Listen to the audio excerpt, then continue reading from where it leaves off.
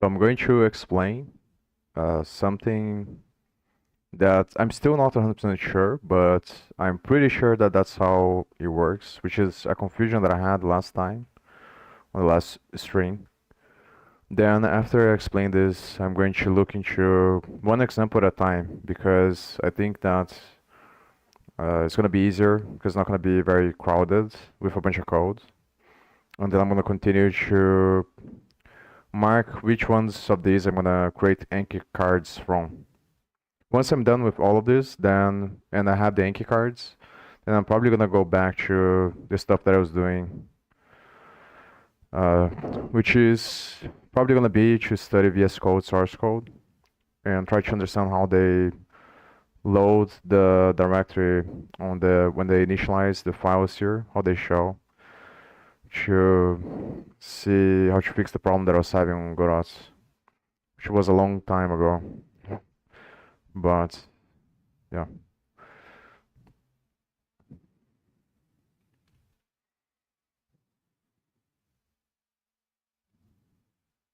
I'm just gonna wait to see if it's streaming.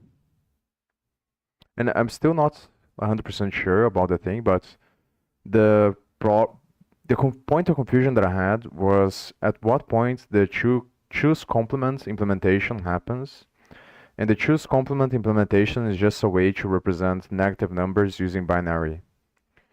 So the thing that I didn't it's not that I didn't understand, but it was very confusing, is whether or not the numbers on assembly, when you write them on hex, if they should be on true complement form, or if the true complement form is already done into the hardware, and why some of the instructions have two different formats.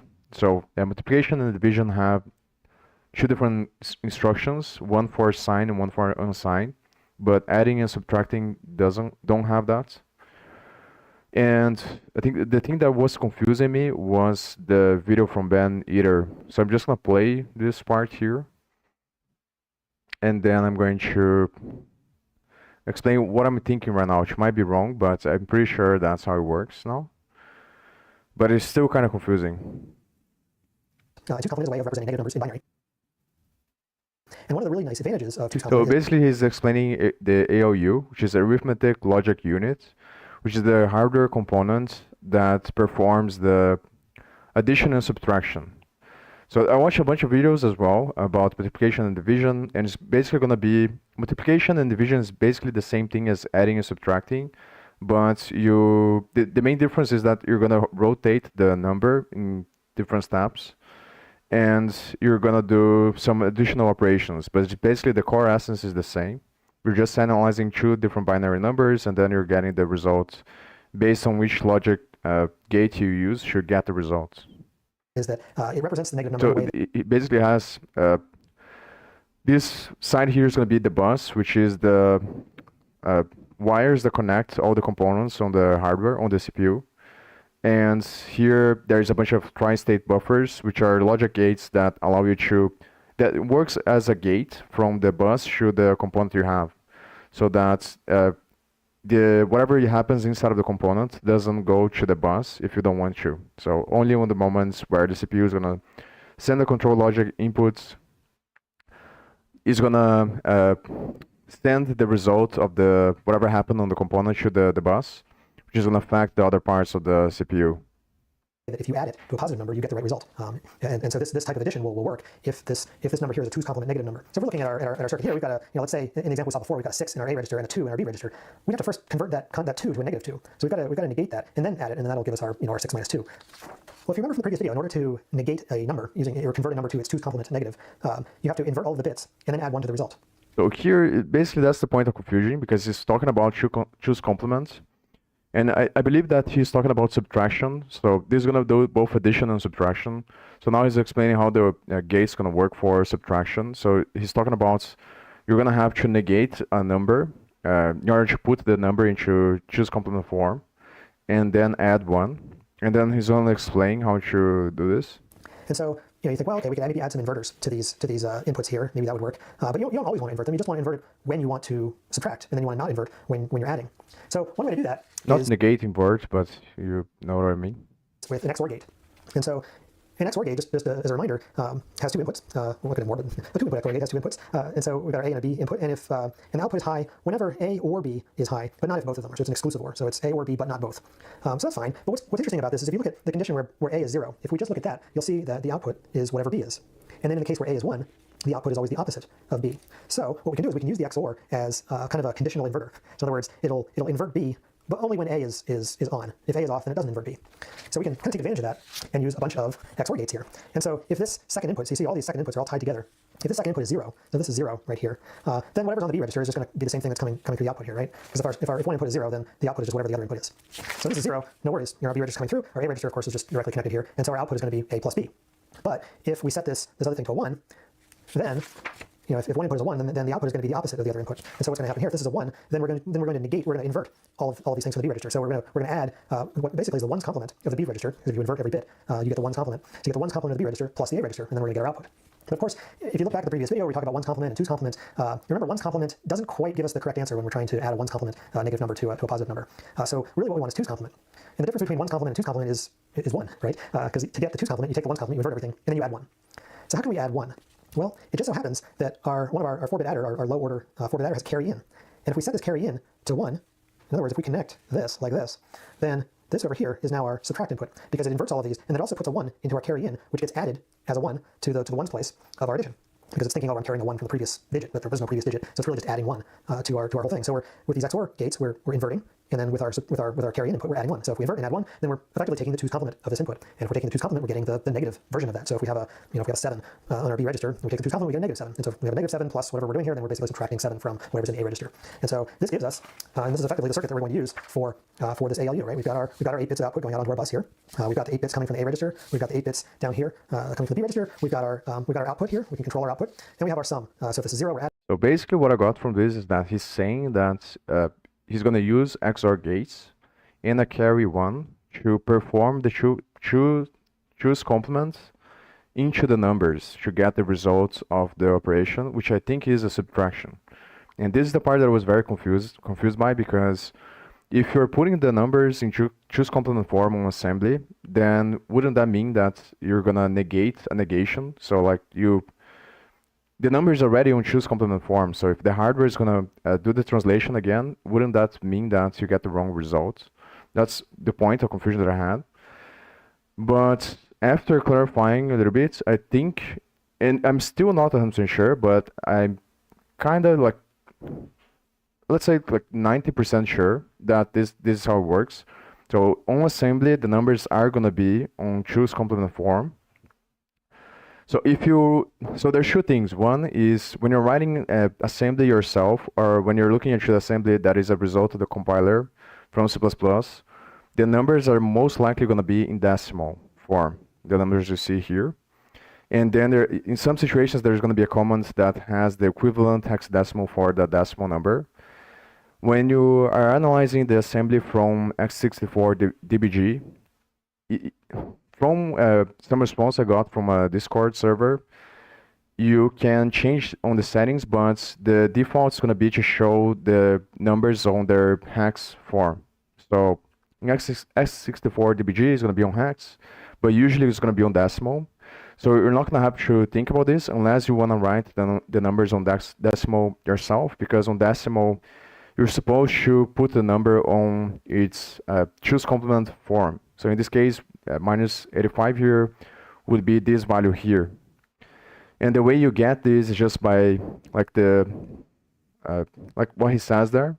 So let's say you have a plus 20 here, which is equivalent to this in binary.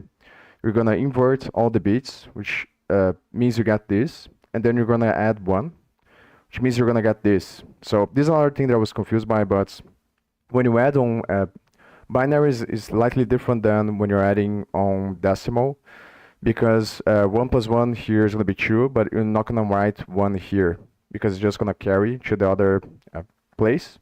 So this is going to become 0, and then 1 plus 1 here is going to become 2 again, which means it's going to be 0.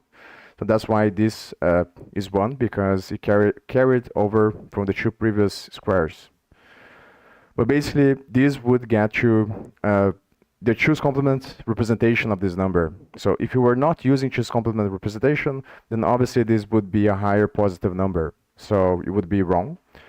So the way that it works is that on assembly you have the choose complement representation, but on the hardware it doesn't matter, because for the addition and subtraction, that gate there that he shows, which is using basically XOR and a carry, carry 1, is going to still give you the correct result, regardless of whether or not the two numbers are on choose complement form, because what matters is the way that you interpret the result.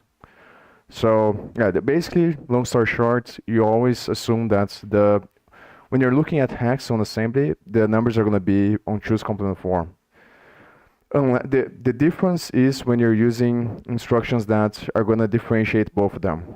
And these instructions are multiplication and division. I think there are other ones for the control flow, but for the specific like mathematical equations and stuff like that, is going to be multiplication and division, I think. And the reason why is because on both multiplication and division, you're going to have to use two registers for the results, because that's what the math does. So like the result's going to be, in order to contain the entire information for the result, you have to multiply the register by 2, the size. So in multiplication, there's going to be a convention there that you're just going to use specific registers to get the final result of the multiplication. And on division, it's going to be the same thing. And it's going to be very similar circuits, like I said, but it's going to be like a cascade of logic gates that are going to perform this like addition and rotation for each iteration to get the remainder each time on division and to do the multiplication. But basically, because the result is going to be on a different register, it happens to be the case that the operation doesn't naturally maintain the sign of the operation. So on both subtraction and addition, it's going to maintain the sign, and you don't need to do anything. But on multiplication, it might be the case that the sign bit doesn't carry over to the result, and that's the reason why you have the multiplication, the separation on. So that's basically what is going on.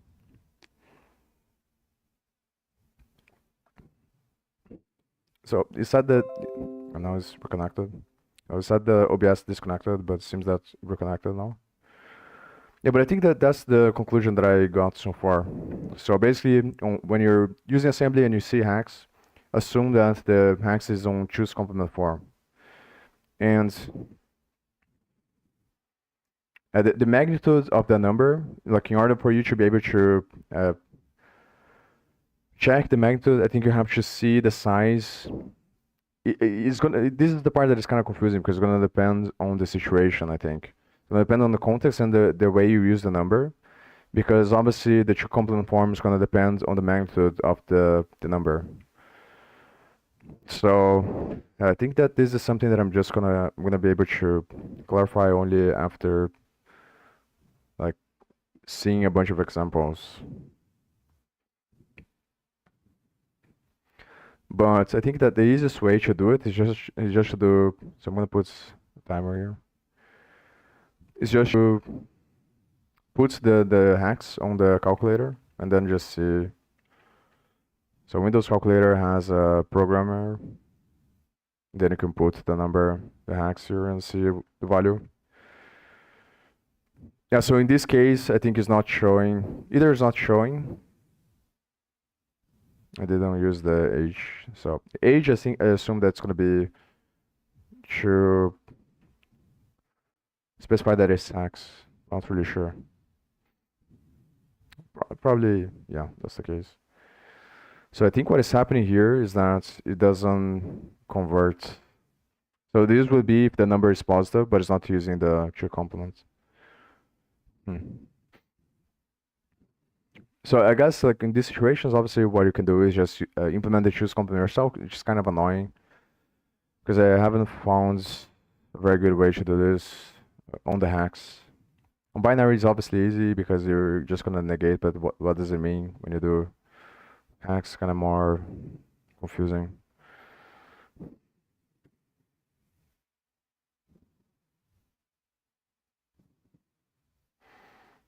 So I think just with and ask ChatGPT as well to clarify, just to double check to see if the conversion was correct. It seems that it agrees.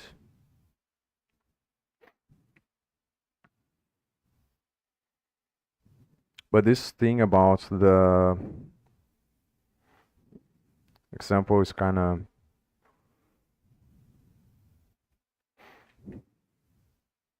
it's still confusing to me because I think it depends on the size of the register.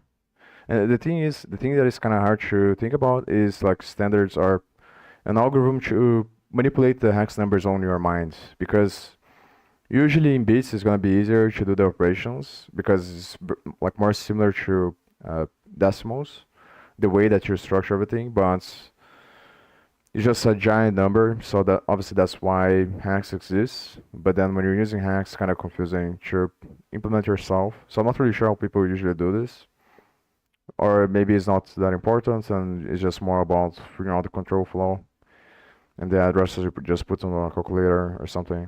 Because yeah, I guess the addresses are gonna be important because it depends a lot, impacts a lot on the overall like map you have of the process in your mind.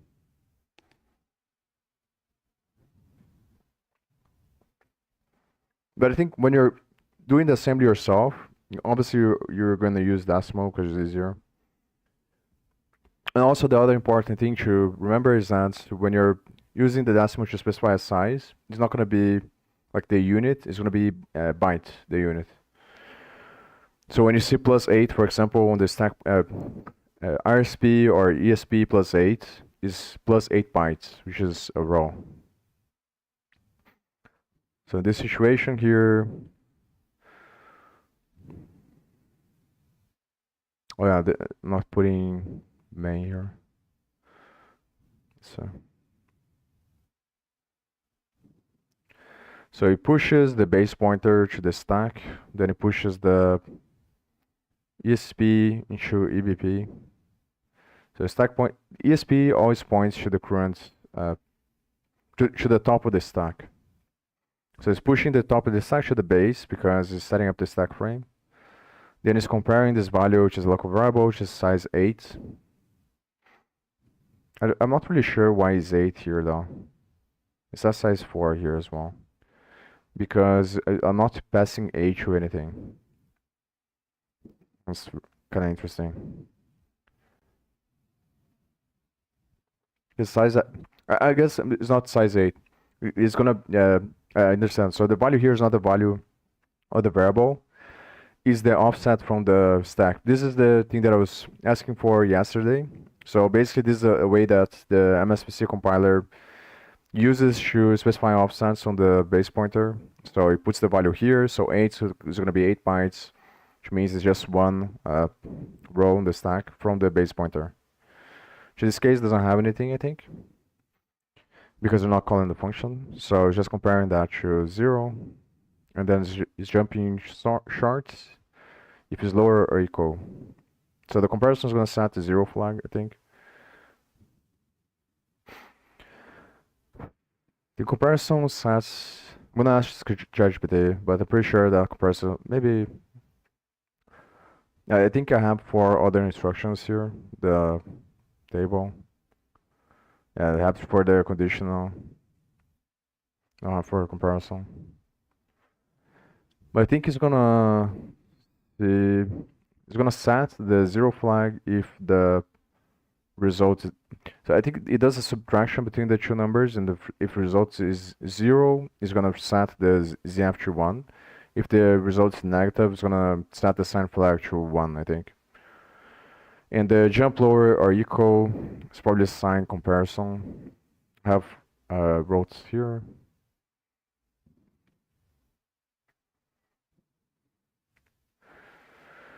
Jump below. I think it's just. Well, it's not really jump below, but so I have on the other GOE jump if 0, Z, F or S. So if either one is 1, then it's gonna jump. So I think it's lower or equal to 0, but it's kind of weird because here is greater than 0. So I'm not really sure why it uses this jump.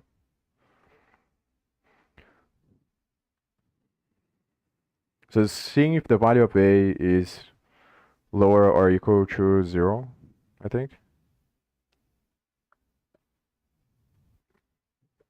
I guess it's different because it depends on the value you compare with against, let's say. So since it's comparing against 0 here, my guess is that it's only going to set the flags if the value is lower than 0.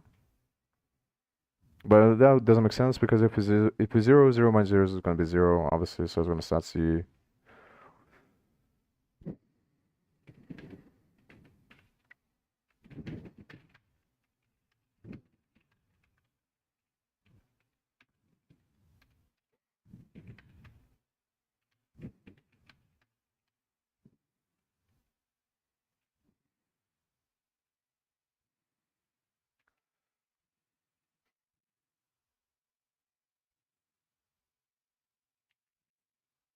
And obviously here is going to jump to the address star.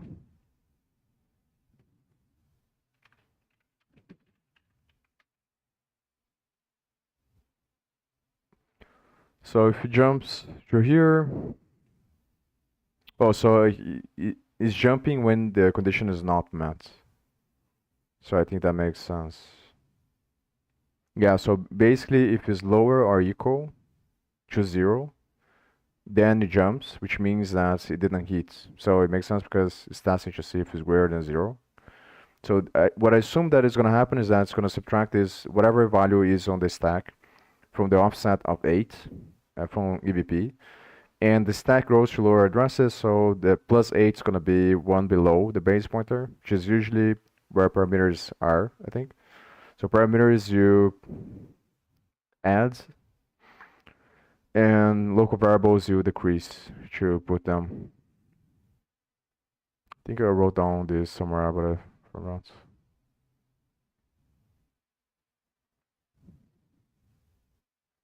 Local variables grow to lower addresses, and parameters grow to higher addresses. So checking the first parameter of the function and seeing. So it's going to subtract the value that is on the stack, which is the value of A, from 0. The result is going to be. It's going to set the ZF for a ZF and SF flag, and then jump lower or equal is going to jump if the result sets the flags.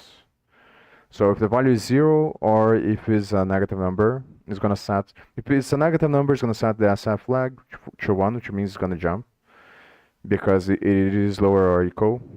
And if it's 0, then it's going to set the 0 flag, which means it's going to jump. And this jump happens when the condition is not met. So it's kind of confusing because jumping if is not met. But if it's not, if it doesn't jump, then it means that the value is greater than 0, which means that's going to move 10 to the value on the stack. This one is not that difficult to understand. I'm going to put I'm always going to put the main there as well to see. There's a lot of instructions going to depend obviously on the value there that you call the function with. So kind of interesting to see.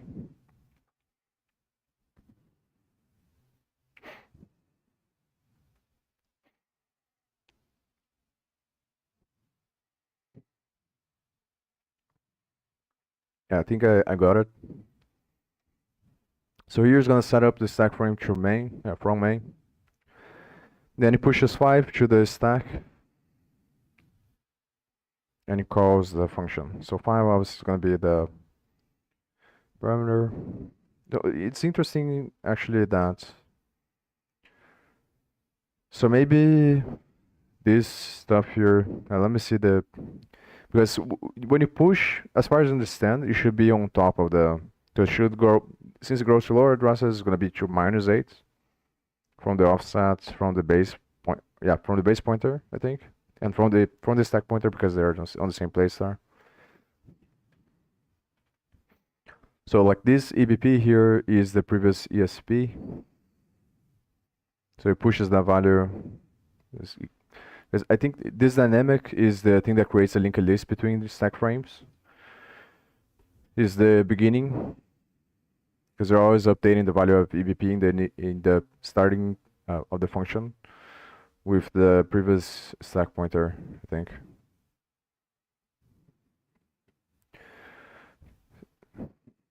So virtual local variable A on the stack.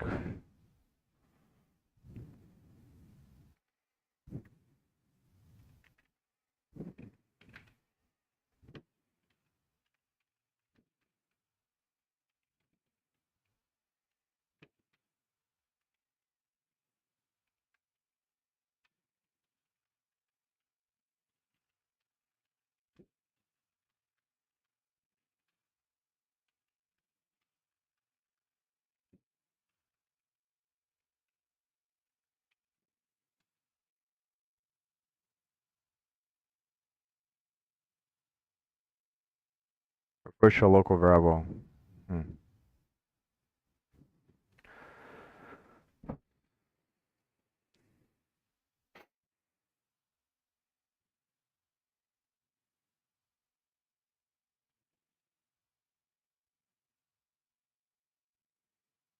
So this is kind of confusing because of the this thing here. So obviously what I think is happening is going to push 5 into the stack, then it calls the function, and then it's going to use that value. So guess is the same thing from before. It's getting the address here, but obviously I'm not really sure now. Because from the previous example, I think it should be, but maybe it is minus when he uses this notation here. So it's EBP minus 8, which means you would treat that as a local variable, even though it's a parameter. So I think when he pushes here, I'm pretty sure that it means the 5 is going to be on one row uh, below the ESP, which will be the current top of the stack. And this is by convention. I think it makes sense, obviously, like the caller has to set up the arguments. But maybe there's other conventions that is different, but I think from the ones that I've seen there is usually what's going to happen.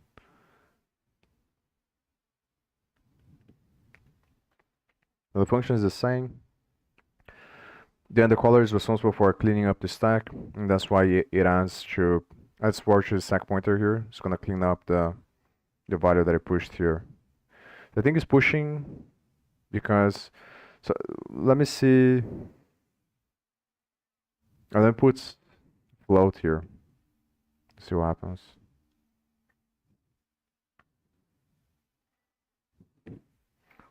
I guess a double would be better. Yeah, float's gonna be another register, so maybe long int. I think you can use long int. It's still 4.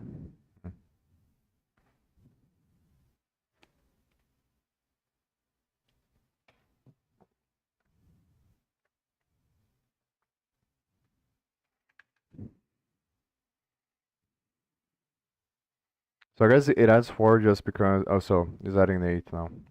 So this was the thing I thought it was weird there. Was that I thought that was adding 8 because it was adding 4 because it's the size of the int. So int's 4 bytes. So it adds 4 because it has to erase the size there. Yeah, but I think it is pretty much what's happening. So the amount it adds is always going to be equivalent to the amount of push instructions that you use because it's like symmetrical. So because it's pushing 0 now and pushing 5, then it's gonna add 8 at the end. So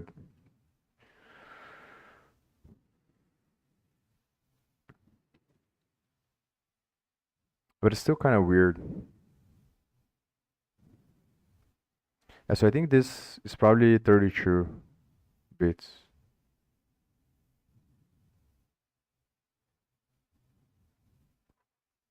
Because it should be 8 per row. The size.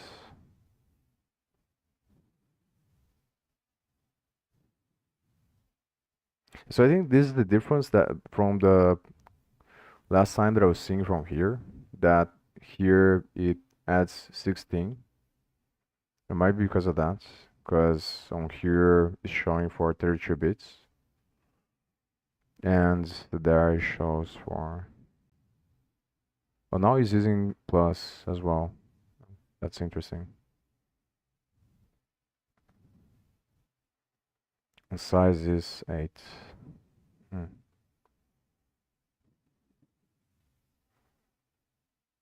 I think the offset's just through. So it should be plus 8 actually. I think that makes more sense.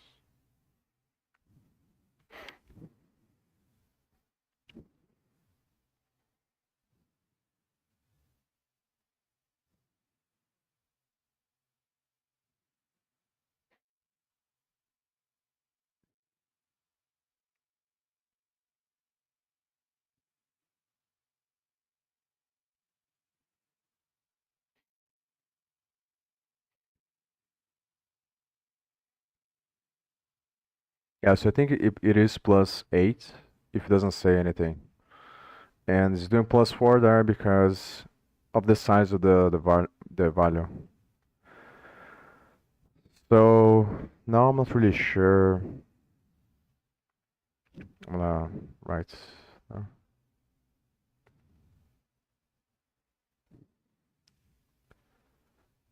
Erase this example because I'm not sure if it is using 32 bits.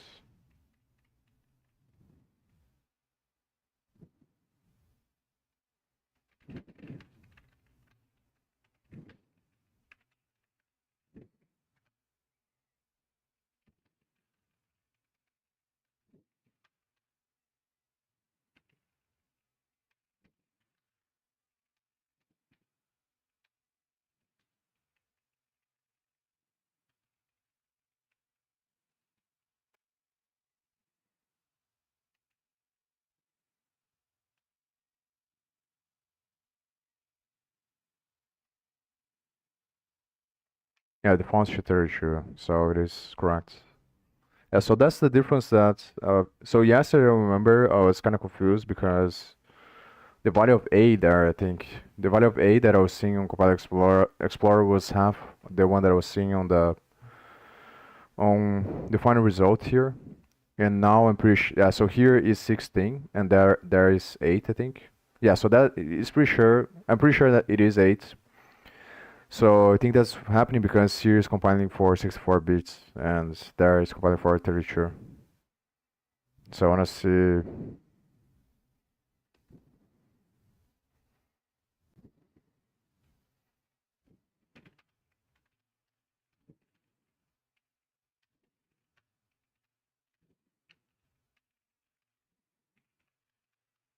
The reason why I think it's probably better to study with 64 bits first because it's more complicated. So I think usually, I think for most things it's probably gonna be like a better approach to like focus on trying to understand the harder part first, and then the easier becomes easy. So it's the same reason. The reason one of the reasons why I'm focusing on x86 instead of RISC V or RISC V, however you want to say it, because RISC V or RISC V is simpler than x86 architecture, and I think it's the same with ARM. So there's two different types of architectures. One is I forgot exactly the remainder, like the last letters, but one is complex, one is simple. It is you say CISC, I think, so it's complex instruction set or something. But one is complex, one is simple, and the difference is on the amount of the work that the hardware does, as far as I understand. So the simpler you have less instructions on the hardware, which means that on the compilers you have to do more work. So it leaves more work to the software. And on the complex you have more complexity on the hardware, but then it becomes easier on the compilation process. And I think one of the main differences is the amount of registers. So on complex architecture, you're going to have more registers, which means it's going to become easier to compile the codes on higher level languages, because what the compiler is going to do is going to create an intermediate representation that has an arbitrary numbers of registers that can be a lot more than that exists available. And then there's an algorithm that you can use to take those abstract set of registers and then translate them into the actual amount you have available.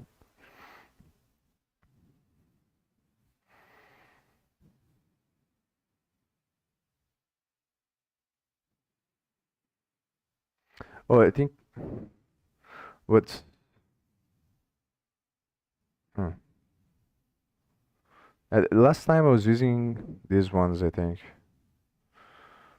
but isn't this a different architecture?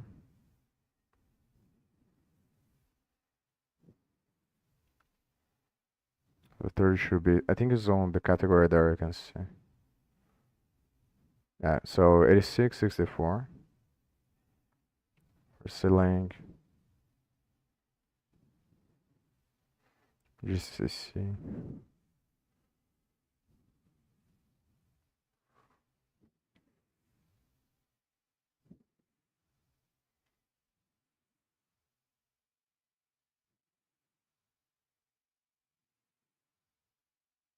So it just says MSVC x86.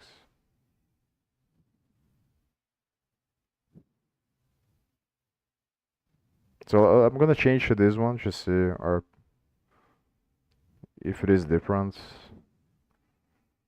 Like, because it doesn't say anything on the category here. So I think like the correct one is x86, but so maybe they don't have available x86 64 bits. Either that or is this one. I think last time I changed to the one that that I was seeing right now because I thought that was the wrong one because it's x64 and not x86. So I'm gonna ask. Here is still 8, so I don't think is the correct one.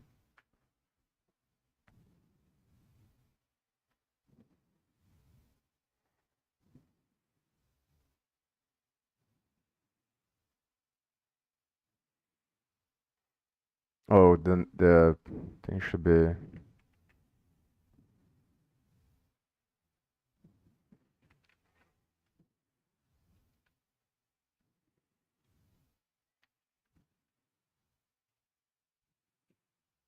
Yeah, so I don't think they have.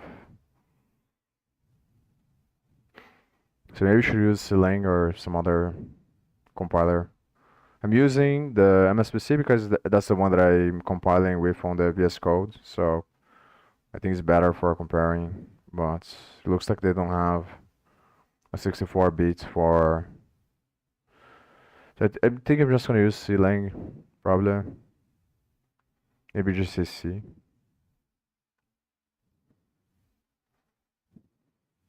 I'm gonna use this one. See. It shouldn't change that much. So the biggest change is gonna be on the optimizations, obviously.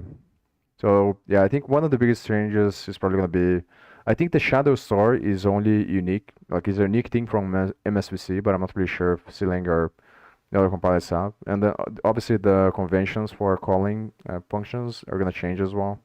It actually does matter, I think. But I'm not gonna focus on this now. I'm just gonna see the examples. So I'm gonna put the other one because otherwise I'm gonna spend too much time with this. But I think that it doesn't have. And maybe I should spend a little bit more time trying to see if there is a x86 64 bits.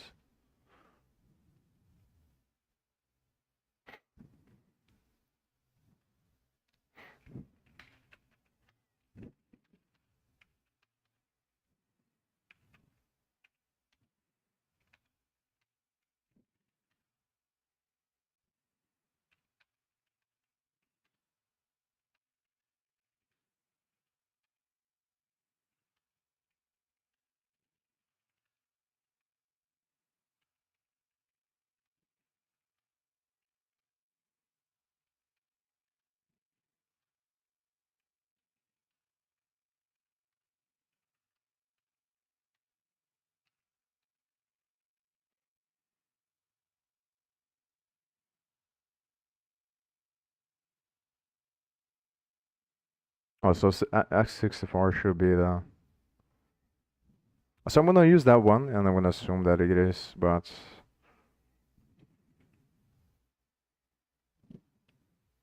it is kind of weird because it's not the same there. Uh, the value of the local variable that I'm getting is 8 here, and the other one I was getting is 16. So it might be because of something else. But I'm just gonna focus on the examples from here. I'm gonna focus on the examples from here, and then I'm going to create the Anki cards, and then maybe after I memorize a bunch of things, like the fundamental principles, then I go back to studying the resulting files there. Because it's not like it matters that much, it's just an additional thing to look into. It's more about memorizing the fundamental patterns than analyzing actual executables later. So, like, yeah, the goal is to free up space on my memory to focus on other stuff when you're analyzing, so make the fundamentals automatic.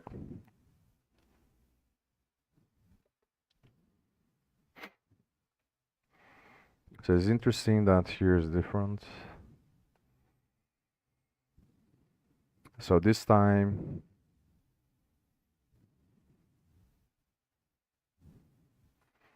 so I think that this is probably an optimization, maybe.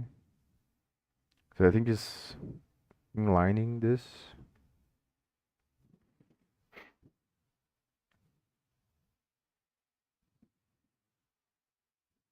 So it calls the function directly. So it's different than the other ones, not pushing, it's not setting up this stack frame. It's kind of interesting.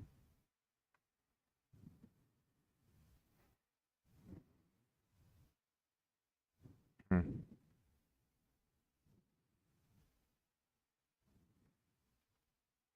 So how does this work?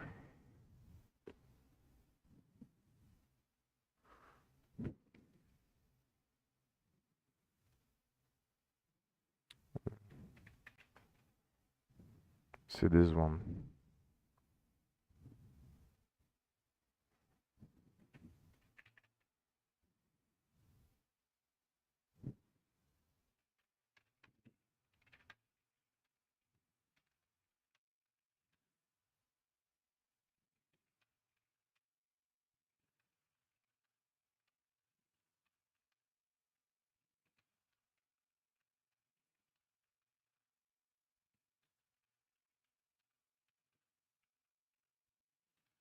I think it is a different architecture, so probably ChatGPT was wrong because it's still using. Oh no, actually, it's using RSP here.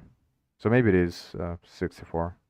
So if it is using RSP, I was gonna say that it probably isn't because I saw the EAX here, but it looks like there are RSP instructions, so it should be the 64 bits.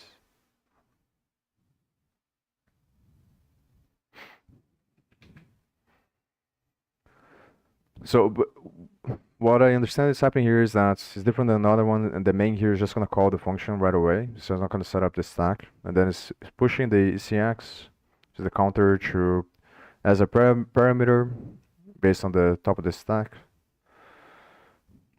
Then it compares to 0. Again, it's basically the same logic from the last one, and it's gonna. So this jumps if the condition fails, which means it's gonna jump to here, which is just gonna move up. So this is basically the else condition. So those two conditions at the same time. So if it fails, then obviously it's gonna go on the else, which is gonna move the -10 to the a value. Hmm. So the question is, so maybe this is the body of the function here.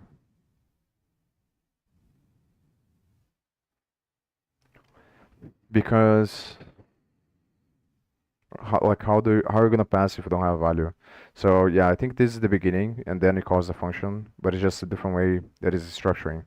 Yeah, so it's pushing these values to the stack, so pushing the arguments to the stack, which is RDX and ECX. I think it pushes RDX even though it's not gonna use just because of convention. Because on the last time that I saw, I think on the other example, it also does the same thing. So it's pushing our DAX 2 rows below. I don't think it has to do with the first arguments here. I'm gonna ask this as well, like why is it pushing? But obviously it's gonna use x86 here, so this is for the shadow star, I think. So it basically sets up 5 rows on their ISP based on the current stack pointer. Then it's gonna move 5, which is the value you're using to call the function to x86. The convention is to first 4 parameters from left to right are put into RCX, RDX, R8, R9. From left to right. Yeah, so the first one should be RCX. Then and this is the reason why it uses plus 16 on the RDX, I think. Because it's putting below the RCX value. Then it pushes the value, just 5 to ECX, and then it's gonna call. Yeah, so there's a call here.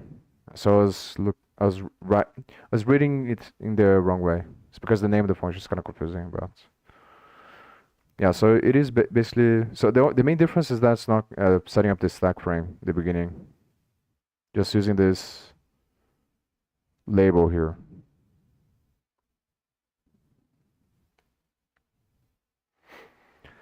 So obviously when you call this function, it has the value on the stack, so it's gonna move this value to A. So it moves this value to the stack, which is on the offset there, which is kind of interesting as well, because it's kind of weird that it's doing this, because the value should be already on the, like it's putting ECX on the stack. It feels kind of redundant, because it puts ECX on the stack, then it puts the value on ECX, and then it puts the value from ECX to this on the stack again. I guess because 8, actually is a different, so it's updating the value of RDX, I think, because RSP plus 8. Oh, but actually not, because not using A. So yeah, it's just it's putting on the same place again, actually. So it puts 5 there. So I don't understand why it puts ECX here in the beginning. Because it puts ECX on the stack, then puts 5 in ECX. So in the beginning here is not gonna have anything on the thing because the ECX doesn't have the value yet. And then here is gonna put 5 onto this stack because the value on the ECX, and then it compares with the offset here. This is basically ECX, the value of the ECX as well, because it's plus 8 from RSP, the way that I'm thinking about right now. So it's basically comparing the value of A, which is 5, to 0, and then it jumps if it doesn't go. So the jump goes here. If it fails, if the condition fails, which puts -10 there. And if the condition doesn't fail, puts 10. So it's very simple. I guess I'm gonna go to the next one, but so the only things that I don't understand is the label there and why does it push ECX twice there to the stack. It feels redundant. It's probably because I don't have optimization flags on the compiler there.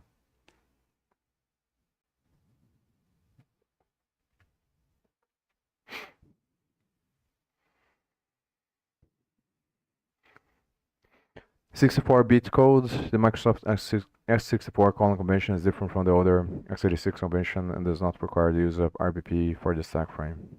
Interesting. So 64 bits doesn't have frame, but I'm not really sure if I can trust this because here it does look like it has. The examples here. So this file is the assembly that you get after compiling the C++ there, which is basically the examples that I'm using on the compiler explorer as well.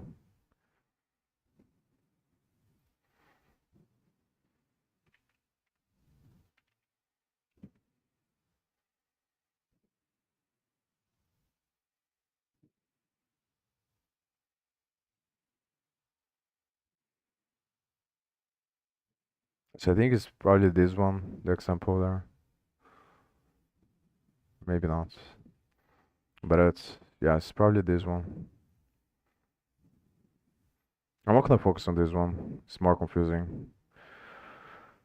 So maybe go to the next one. The other thing I can do is just change compilers each time as well. Just see on both compilers the difference. This might be a good idea because I probably I'm not really sure how annoying it's gonna be to research to make sure that I understand what is going on. But because now I'm not 100% sure if this is the. I think that's the only thing that makes sense. So this should be the x86 architecture, 64 bits with the MSVC compiler with this version here, but I'm not really sure.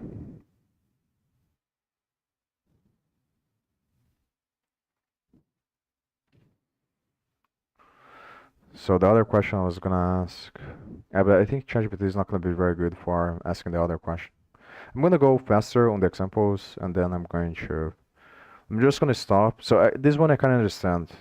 So it's basically the same as the other one. It's just changing the.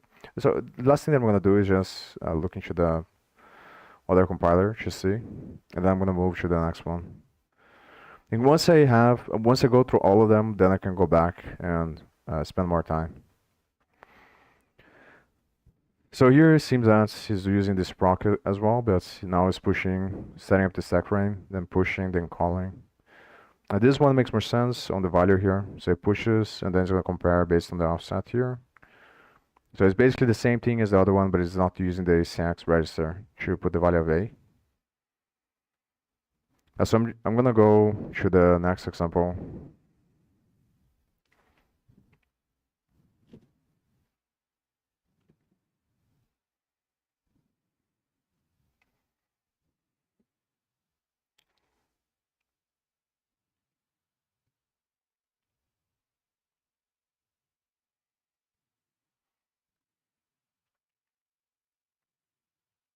I'll be right back.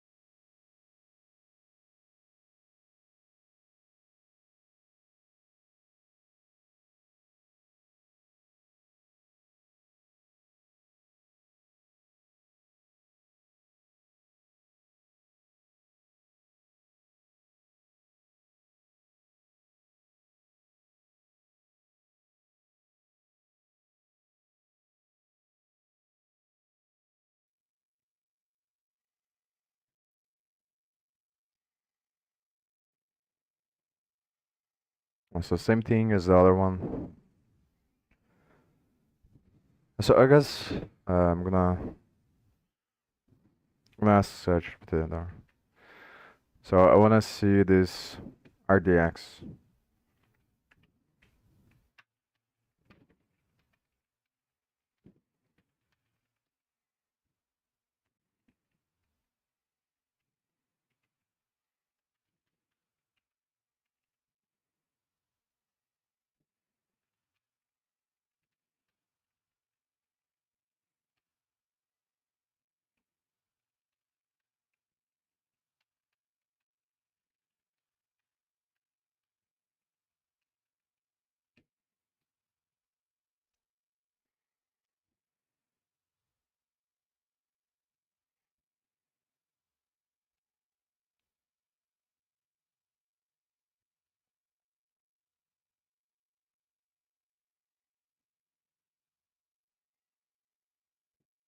So RDX is for the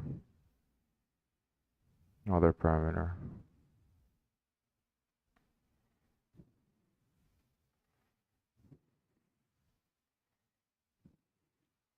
This time it is moving. Yeah, so I think this time makes more sense than the other one. So like what ChatGPT is saying is that these two registers here are for the arguments on the main, and not for the arguments on the the function that I'm calling there. This time makes sense because it is moving 5 through ECX here.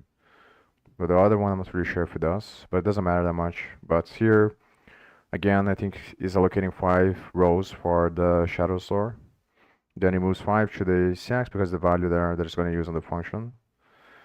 And then here is comparing, is moving ECX to the stack, and then comparing 0 with A. Yeah, so this offset here is going to be the value that I moved here. So it's basically comparing A, obviously, with 0 again. So this is going to jump if it doesn't hit. So it jumps to this label here, which is this one. And this one, so if it doesn't hit, it goes to the else there, which moves -1 to the value of A. Also very simple. So if it does hit, then it doesn't jump, and then it compares 100 again. Compares the value with 100 instead of 0, but it's basically the same thing that is going on. But this time it's going to use jump greater or equal. So I think jump greater or equal is probably for signed. So yeah, it's for signed comparisons. So the comparison instruction is gonna do the subtraction, I think, between the two numbers, gonna set the flags. So the jump greater or equal is gonna jump the same flag is 0. Which makes sense because if you subtract one number from the other and you don't get a negative number, then if you get a negative number, then it means that it's lower, I think.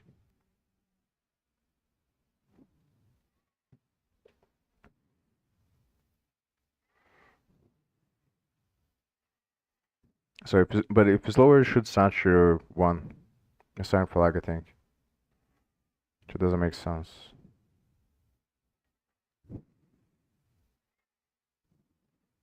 Let's think about this.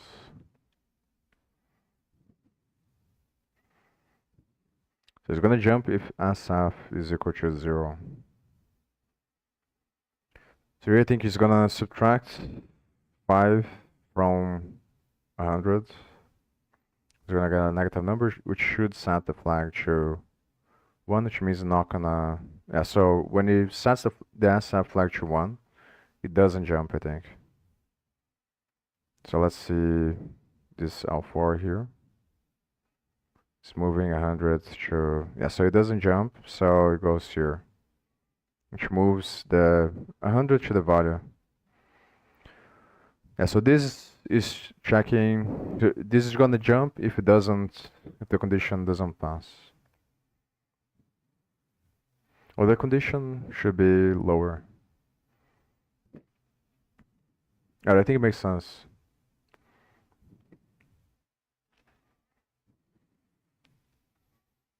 Actually, I'm not really sure now. Like, the jump is gonna happen if the condition fails. So, under what circumstance is gonna fail? So if A is lower than 100, then it's gonna set SF, I think, to 1. But doesn't that mean... Yeah, so if sets to 1, then it doesn't... No, but, because if... Oh yeah, it is correct, because if A is lower than 100, then it means that the result's gonna be negative, which means that it's gonna set SF to 1, which means it doesn't jump, which is the condition. Yeah, so that makes sense.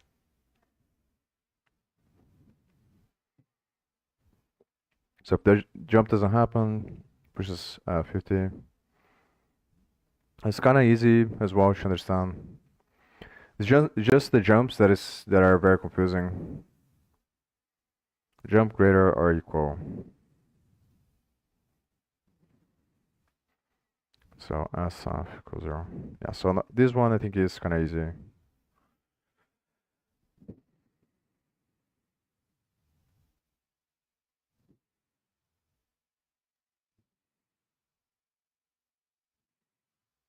So in the case that it hits this part here, it's gonna jump to the end there, I think. That's why it has this ln5, which jumps back to the jumps to the return.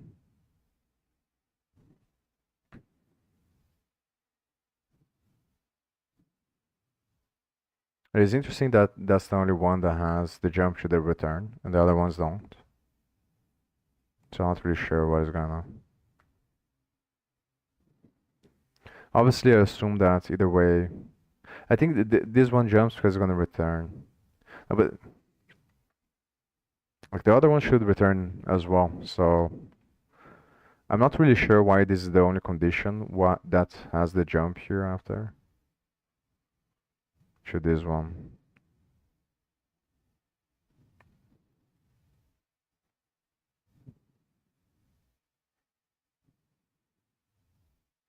The problem is it's gonna be kind of hard to ask of this, so I think I'm not gonna ask.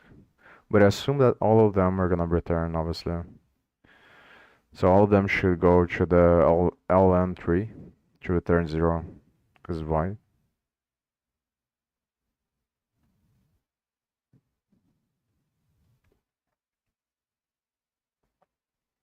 I think this is in the end here, the function as well. Yeah, so this is the end of the instructions here.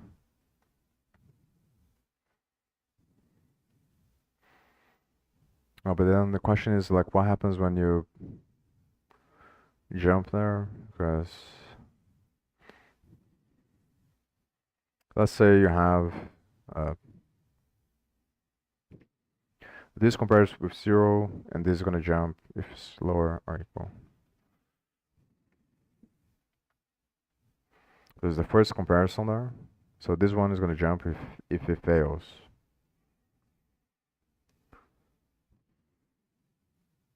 I think. Jump lower. So lower or equal is SF equals 1 or ZF equals 1. Comparison is going to subtract. So it's going to jump if A is 0 or lower, which means it's the opposite of the condition. So this is the jump to the end of the function there, or to the else statement. So just moving -1, but then this is the part that is kind of weird. So I think that's after it executes this, it naturally goes to the question would be, what's the next instruction? Because I don't think that it's gonna go over the other ones. Doesn't make sense to do this. So it should execute the else statement and should go to the end of the function, but it doesn't specify anything here. Not really sure how it works. I assume it's gonna go to the return 0 anyway, but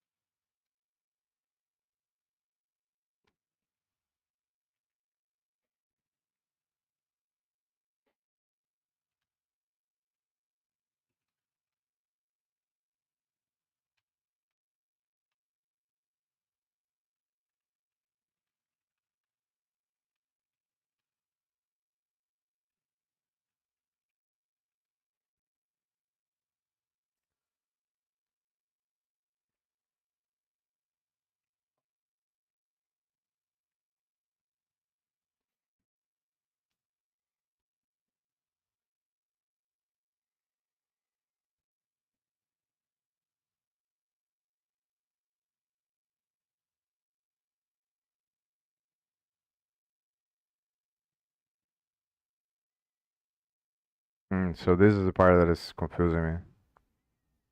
So it does execute the other one, but it's kind of weird though.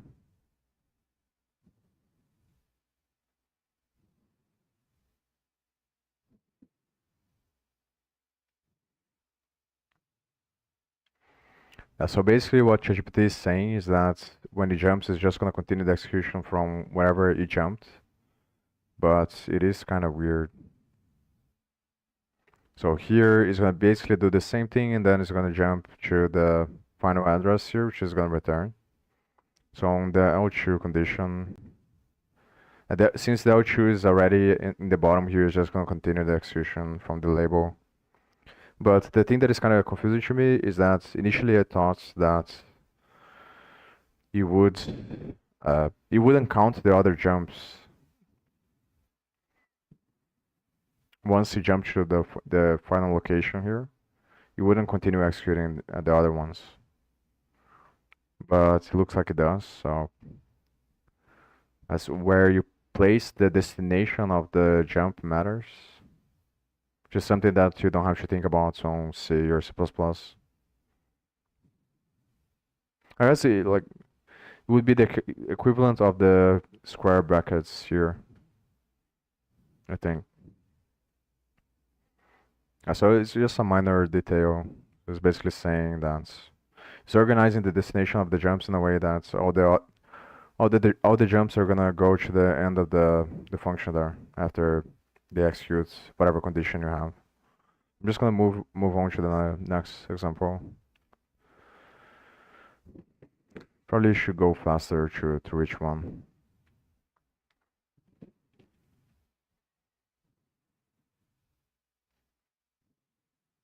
Always forgot to change there. The one that I'm curious about is the switch case.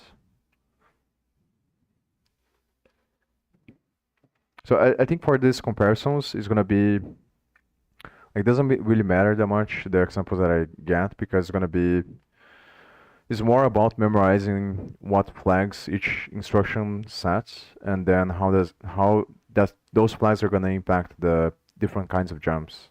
I think those are and I already have the Anki cards on the nuances on x86. So I think that to make it easier to understand this uh, instructions is just about memorizing the flags more than it is anything complicated on the assembly. So here, same thing, subtract, moves, says calls, compares with 100 now.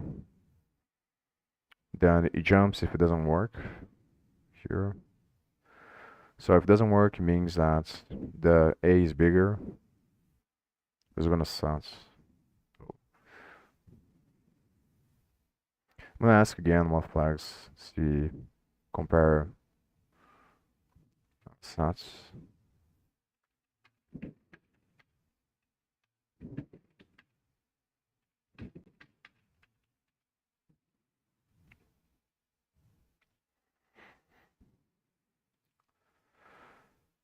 So it's comparing. So the way that I'm thinking about it in my mind right now is gonna subtract the value of A. It's gonna be 5 in this case with 100. The result is gonna be negative, and then jump lower or equal means it's gonna jump. So it makes sense, I think, because A has to be greater than should not jump. So this jump goes to the else statement, which compares.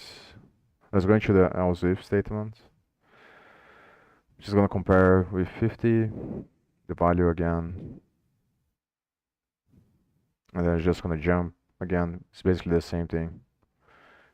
So this jumps if it is lower. If A is lower than 50, it jumps. So it goes to the else situation.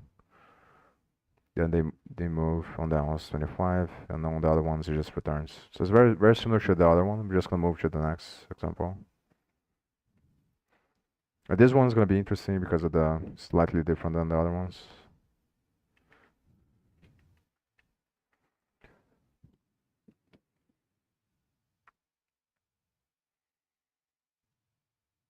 subtracting the second operand from the first. So it subtracts whatever value you have the second with the first.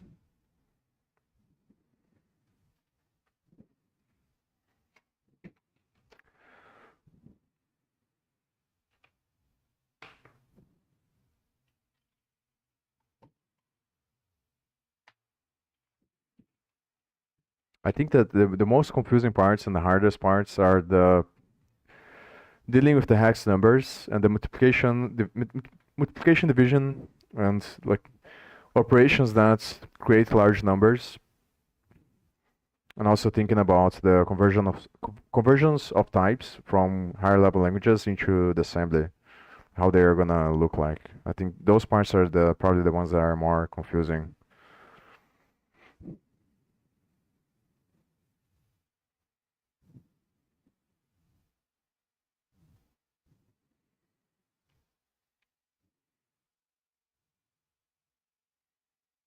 Okay. So this one requires true parameters.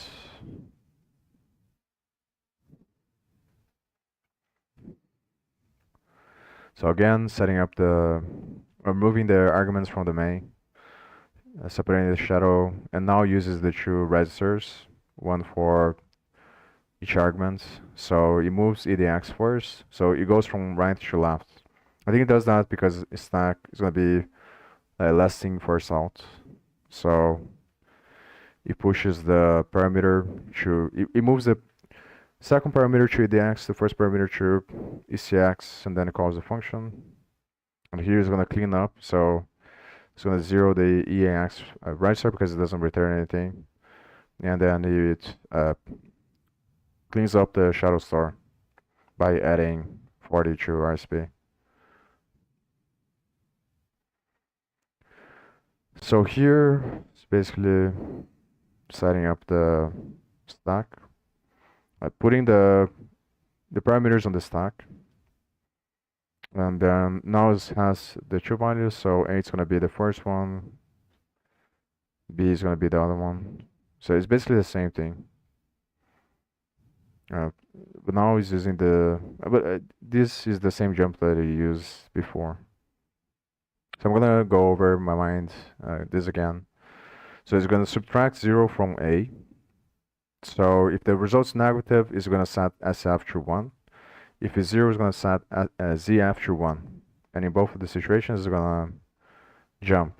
So it jumps if the condition fails, I think.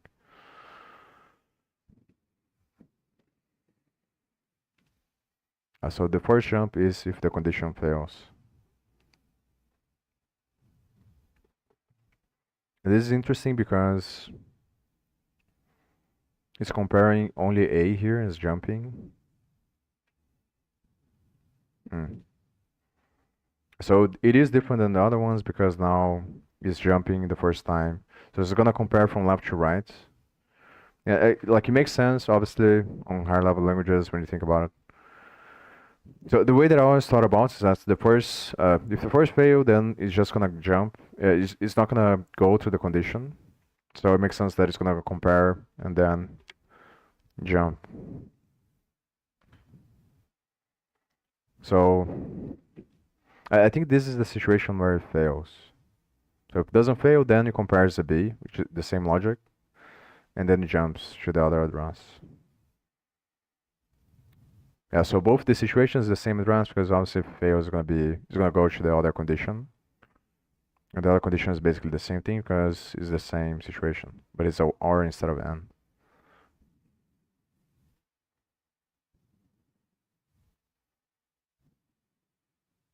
Oh, so here it should be different though. So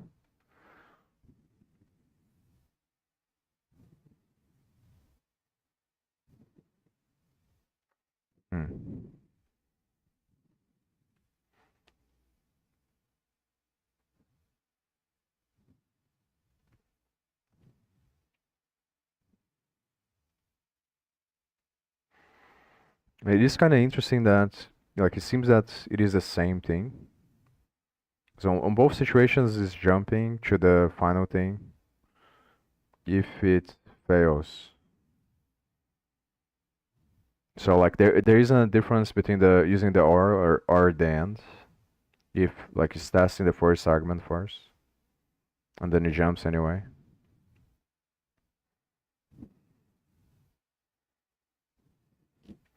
So the question is how does it ensure the both? Yeah, but I guess it doesn't matter because if it fails on the first one, it doesn't matter anyway. So if it passes the first one, it just continues execution. It is kind of weird though because I do feel obviously there should be a difference between the both situations.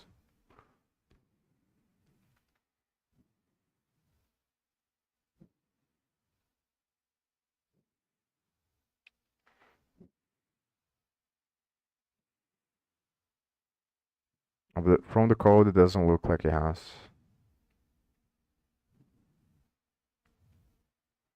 I'm just gonna move to the next example. It's basically the same stuff.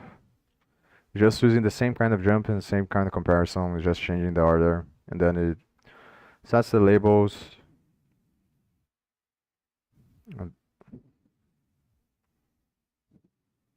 Yeah, so this situation with this label is the one that is highlighted. Is the one. So this one is when when it fails the first condition. Then the other one is when it fails the other one, which is gonna go to the else statement. And then it's going to move through or So why is moving through here?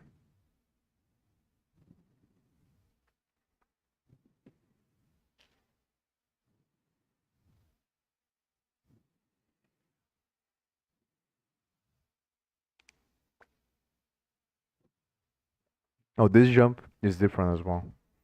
So this is jump greater than or jump greater.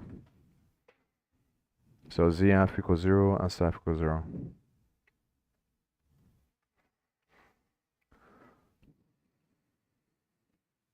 And so both flags have to be 0 because obviously that's the case, and it means that the A is greater than whatever number you're comparing here.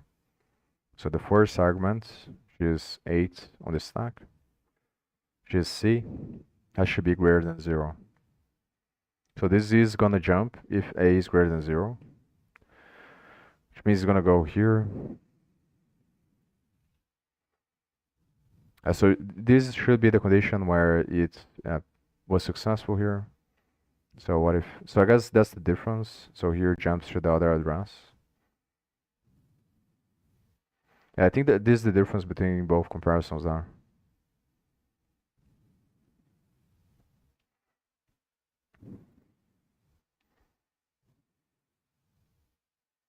This one is jumping to the same label, regardless, which is the next if else if statement. And that this one jumps to different labels depending. Yeah, so that's the difference because this one has to check for both arguments and this one doesn't. So if one of them works, it already has the other label. So it is different actually. Yeah, so here is like the label is right below the jump here, because obviously this one is going to check to see if the value of B, which is the value of RDE, is going to be greater than 0, or lower or equal to 0. It's interesting that it uses greater than the first one and lower and equal the second. But it seems like it's both are comparing the same thing. They're both checking to see if it's greater than 0. So I wonder why it uses different jumps.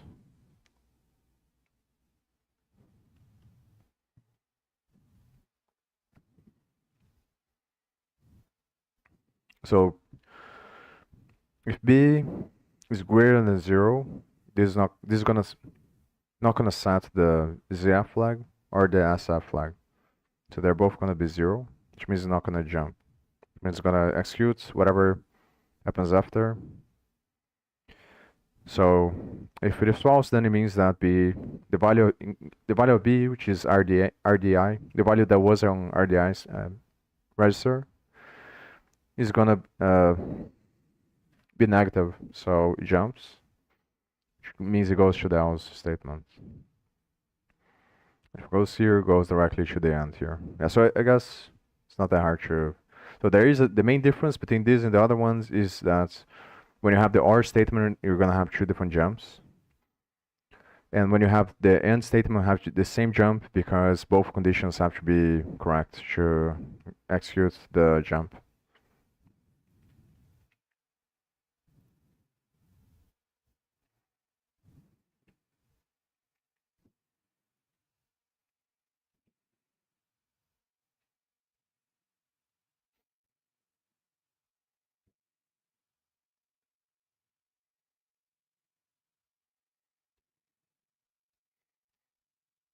There's another value here, which is interesting. So same beginning here. Yeah, same thing. So it's gonna be different here. So moves ECX, moving 5 to the right to the stack. Then subtracting 24. This is different than the other ones.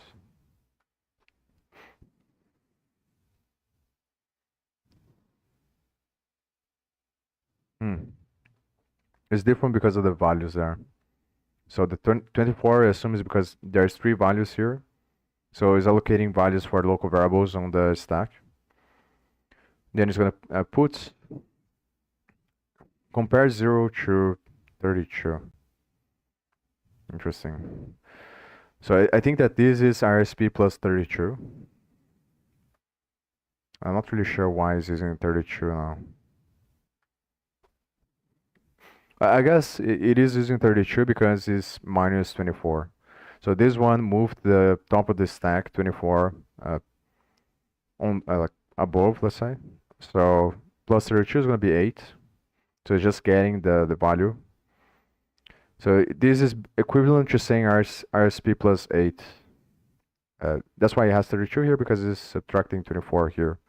So when you take out 32, you take out 24 from 32, you're gonna have 8.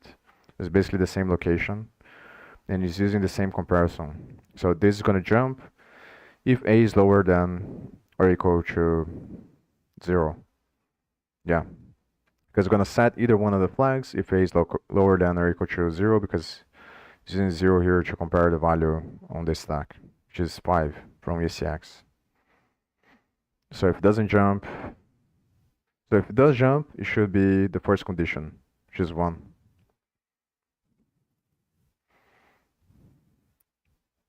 Huh. No, is the other way around because the condition is checking to see if a is greater than 0. So if it fails, it didn't work. So it would be the else statement. So it's basically the same as the other ones. So when the jump happens, you go to the else condition, which in this case is putting 0 on the value.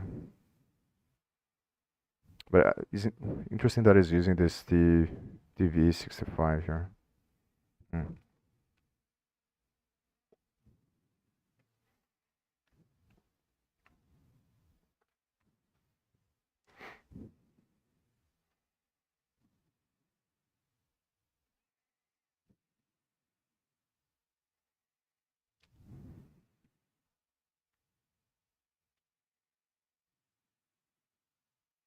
This is going to be the last conditioner.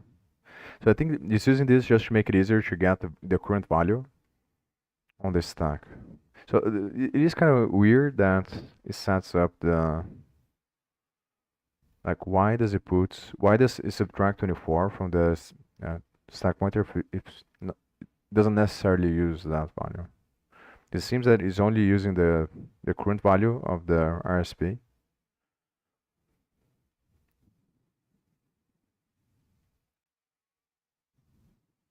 So I'm not really sure what is going on here. I guess I'm gonna ask ChatGPT. But I'm pretty sure that it's putting the value there based on the condition on the current value of the top of the stack, which is RSP minus 24. And then it's going to return this value.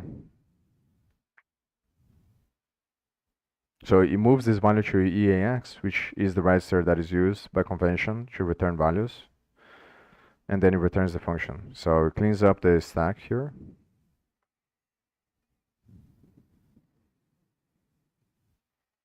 The only thing that I don't know is why it's subtracting 24. Because it would make more sense to subtract 8, I think, in my mind. Because you're only going to have one value. Because both conditions are not never going to be the same.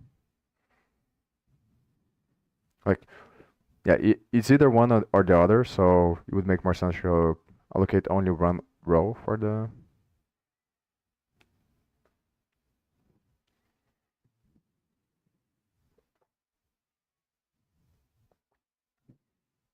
But I think it might be because it's not moving the... Yeah, I think it's 24 because of the values on the... Actually, maybe not. Yeah, I don't think that makes sense. Hmm. So this one might be interesting to look into the other compiler.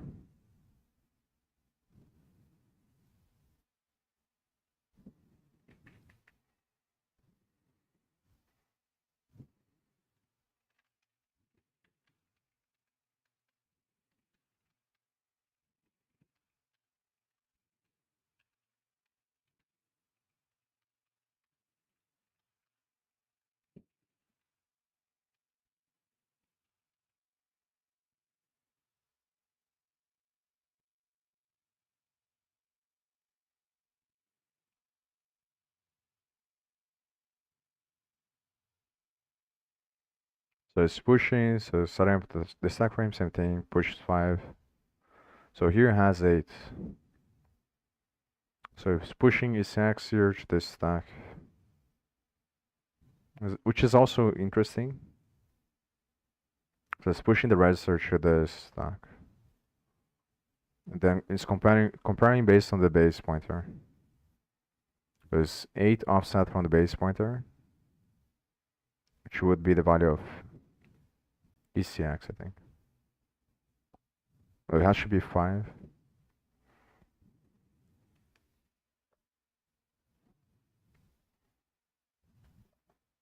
This thing I'm gonna have to research later, I think, because I don't trust ChatGPT. The answer that I got there, because it makes more sense to be -8 if it is getting directly from the stack, because when it pushes, it's gonna decrease the stack pointer, I think, to move to the next row. So like pushing 5 above ESP, which is -8, I think. So when it compares, when it gets here, it should be like this value here should be -8 from EBP.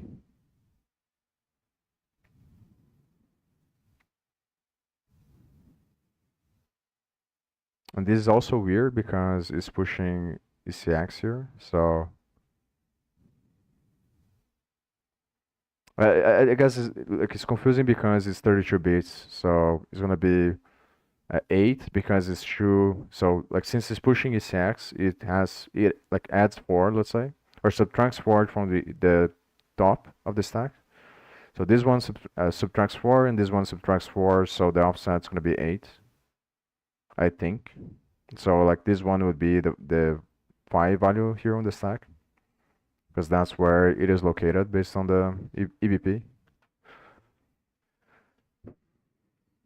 So it's basically the same thing that is doing there, and then it's using -4 instead of 0.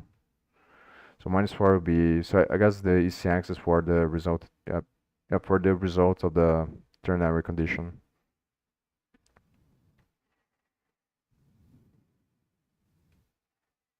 So since like it is -4 here, I guess it makes sense that it's adding. But then how does that work?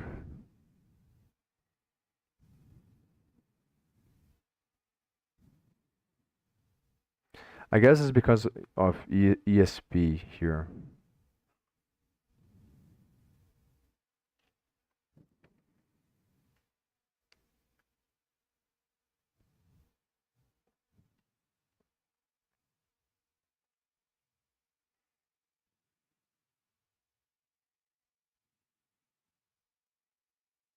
So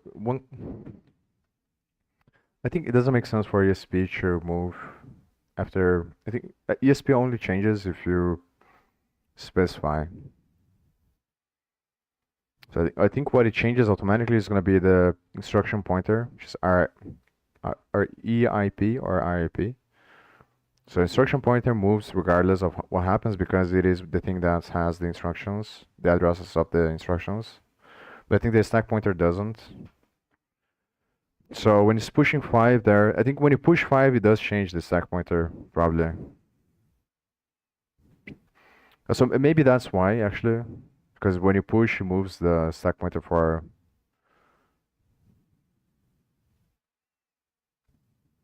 I think that's the only thing that would make sense. But it's using the EBP there. But the EBP is going to be the ESP from the previous one. Because it moves here.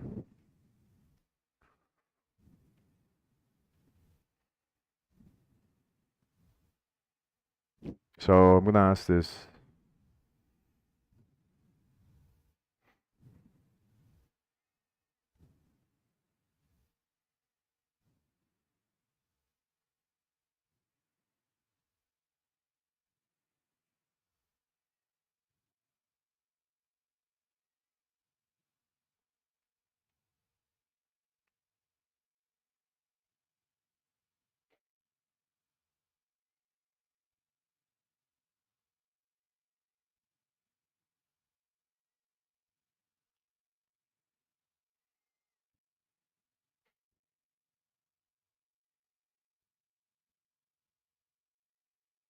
So it is what I was thinking, but the answer that you gave here, but it's kind of weird. So I guess it's something to do with the way the compiler works, obviously, because it looks like it is allocating more space than is necessary on the previous example.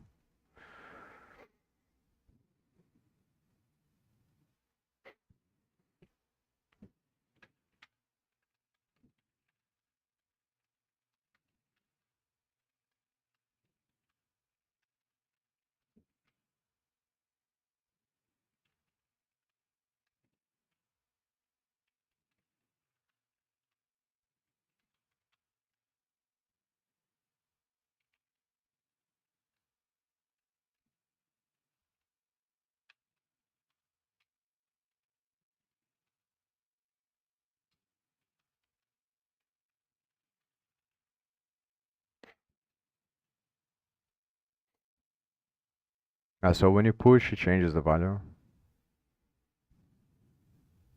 Yeah, so I think that's, but it's still kind of weird because this is supposed to be 32, I think. So here is increasing by one row, which would be 4.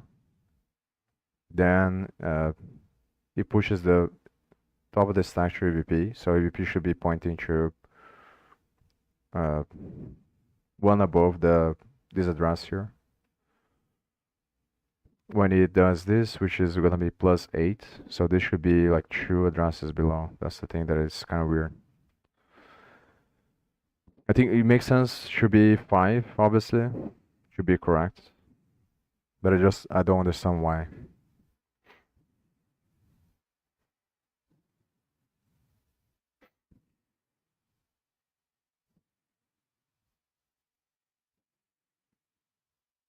Because the base pointer shouldn't change with the ECX push here.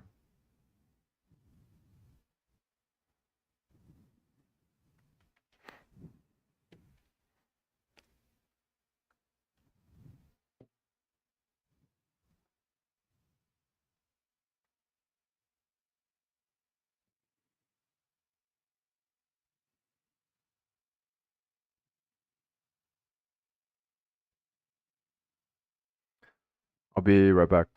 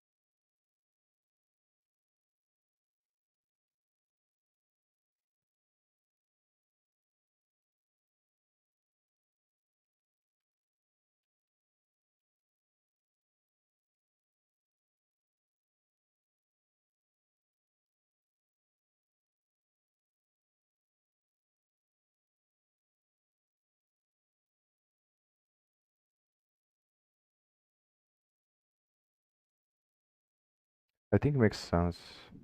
Actually, it doesn't because it would make sense if it was getting the offset from the ESP because it has two pushes, so it should change the ESP.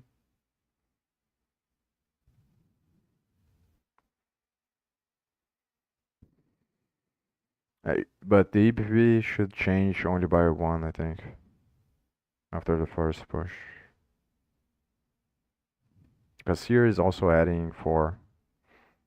So on this function, it means that it only decreases by 4 the value of the ESP on the push.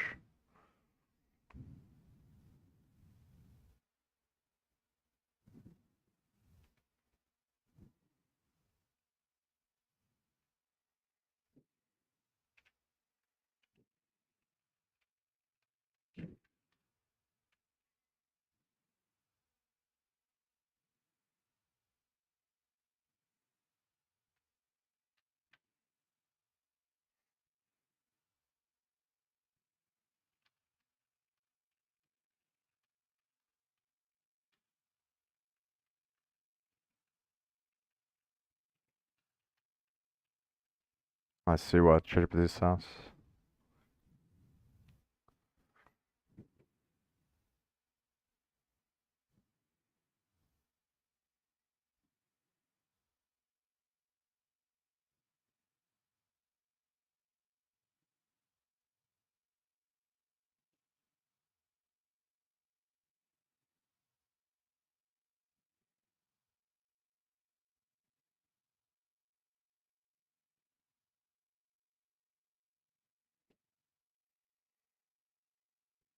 Also,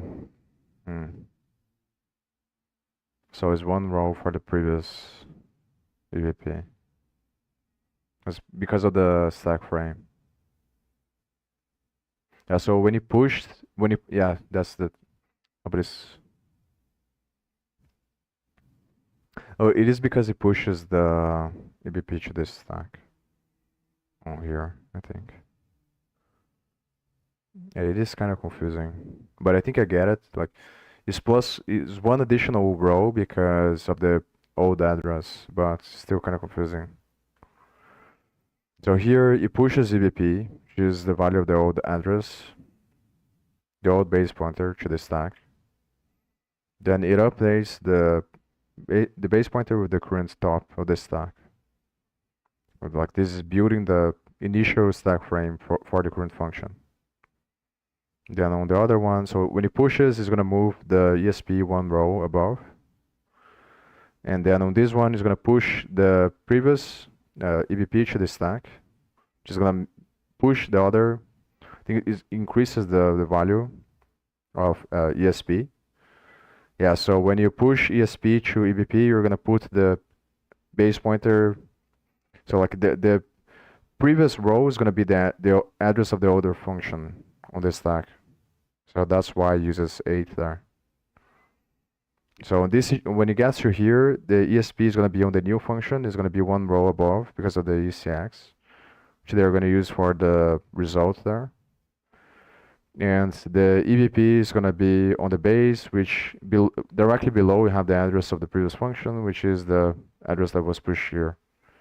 So when you do +8, you're going to get the one from +8 from EBP. You get the 5. You get 5, which is the last value.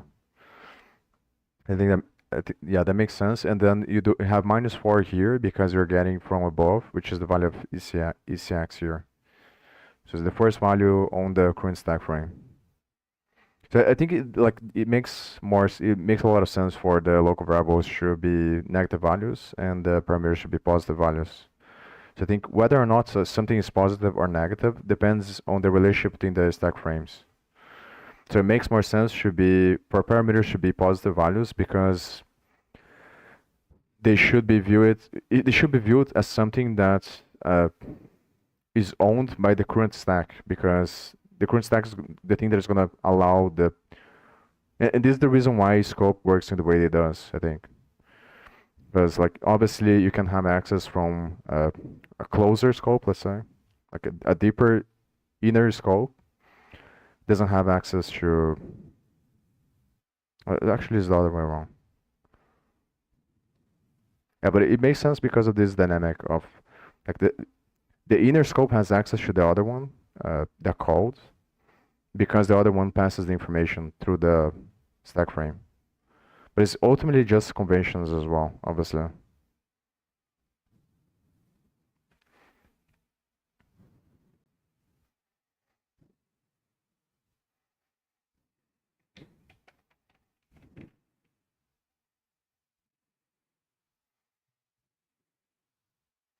So no, the inner scope doesn't have access to the variables.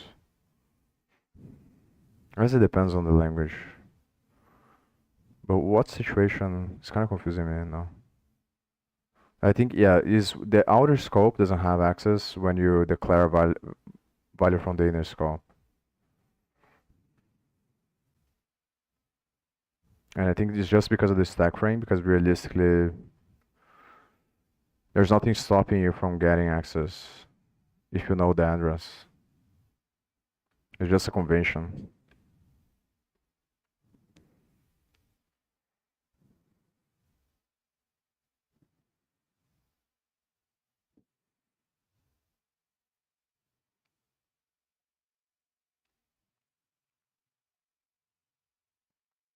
And so if you create a value inside of the inner stack, you don't have value outside. Because when you return, you have to clean it up. But I guess like you could do a hack where you have the value because it's all matter of convention, I think. So the interesting thing to think about is that the stack, like this convention of the stack frame is going to create the tree data structure because of the symmetrical relationship of the cleaning up, setting up the stack, which is a linked list, setting up the stack frames, and cleaning them up after the function is called. That's the main difference between the function and the loop.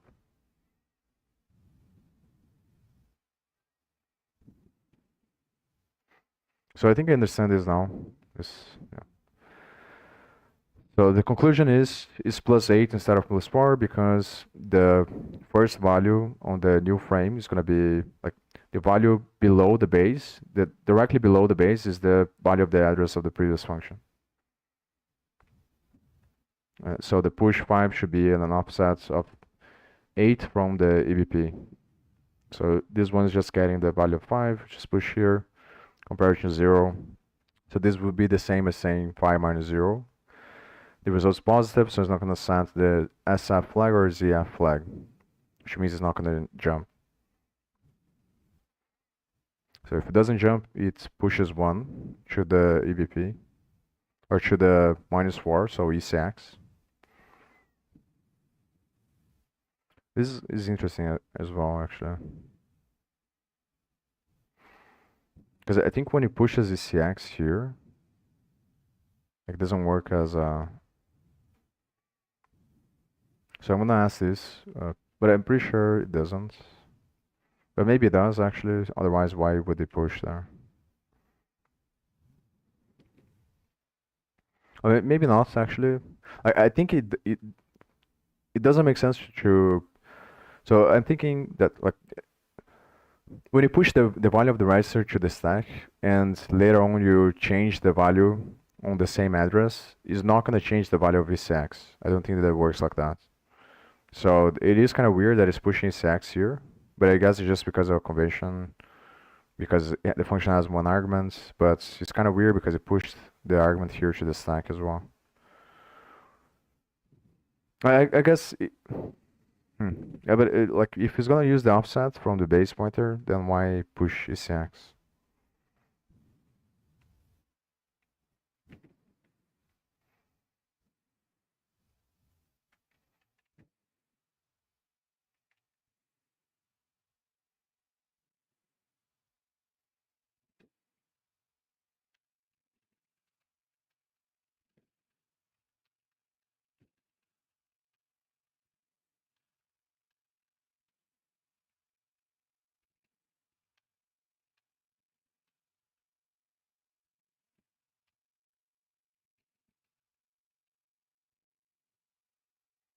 I guess it's just because of the offset. So I have to push ECX. So I guess it doesn't have to be exact. It's probably because of the value. So like you have to push something to the stack to make the offset from the TV65 to work when you're pushing the value. I think that's why. And it's using exact because of the convention. Yeah, that's what's going on. So realistically, you can push anything, but push the stacks because of the convention and the TV65. And it's probably some heuristic on the compiler that creates this.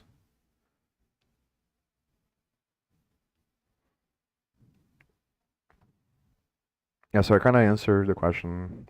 It doesn't matter.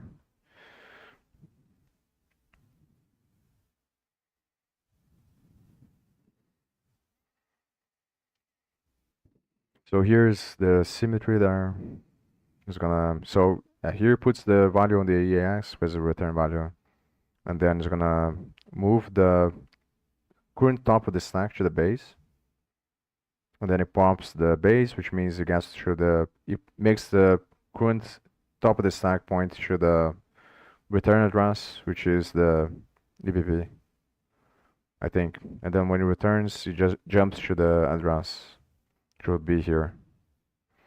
And then it cleans up the stack, zeroes out the register because it doesn't return anything, and then it pops for the symmetry. Yeah, pretty easy to understand, I think.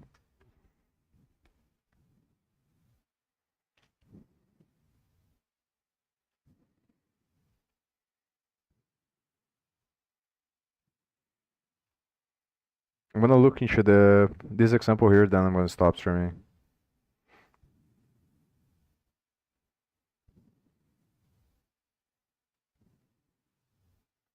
I should go faster, so next time I'm gonna try to go faster. But I still think that it's probably like it's one of those things where going slow is actually going faster because it's more important to make sure you get the fundamentals really well, and then it becomes easier and easier, and then can go faster later. So I think it's fine to stop to clarify these nuances, make sure that I understand what's going on. So here's basically the same setup as the other one. Then it's moving from offset of 8, so it's going to move 5 to EAX. Moves the EAX to the first, so it's moving to the location of ECX, but it's just moving to the stack on the thing there, and then it's comparing with 1. So it's trying to see 5 is greater or equal to 1. So it's not gonna work here because it's not gonna set this at ZF to 1, because when you subtract, it's not 0. It's not gonna set the SF to 1 either. So I think this doesn't jump.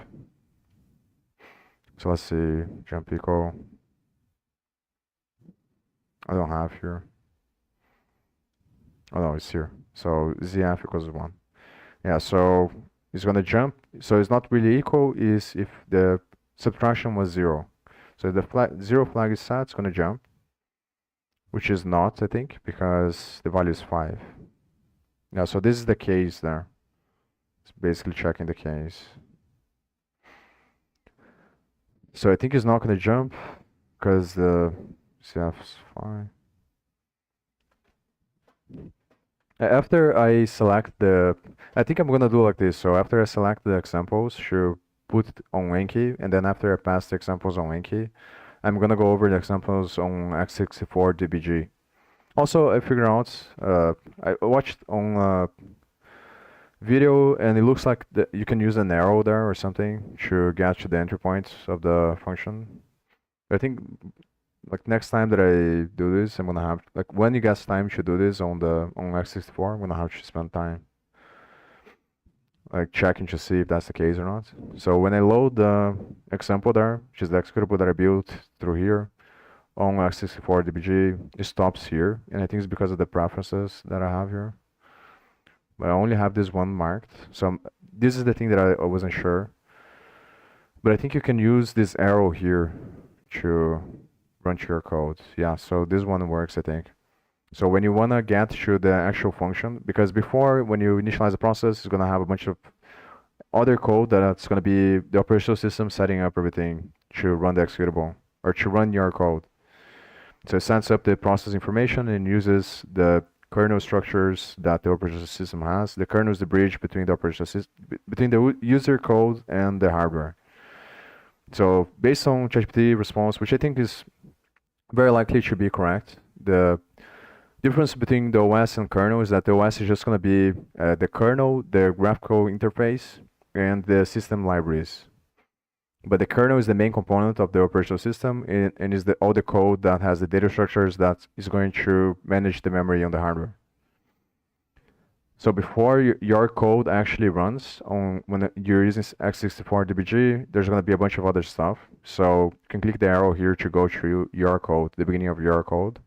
I'm pretty sure that like it's working. I haven't tested this, but I think it is working just based on this stuff here. So I think it's going to be after I go through all these examples on Compiler Explorer and I select the best ones to put on the Enki, I'm going to run those ones. I think I'm going to recompile everything because now I'm like I assume that the code that is going to show up there is whatever you put inside of the main that is actually going to execute.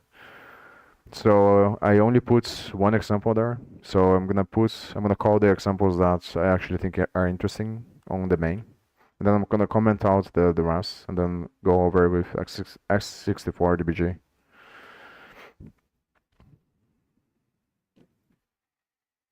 So I think this one is gonna be the one example that I have there.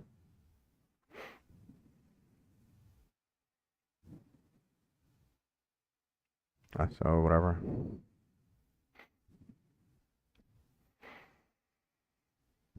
So here it's gonna compare with one, so it's not gonna jump. So if it doesn't jump, it does the other case, switch case, or yeah, the other case, and then it jumps. So here, so if the case passes, that's interesting. So it's checking jump if equal to see if the value is equal. So it's gonna subtract the value there with the value of the case, and if the result is 0, then it means that the value is equal, which means the case is correct.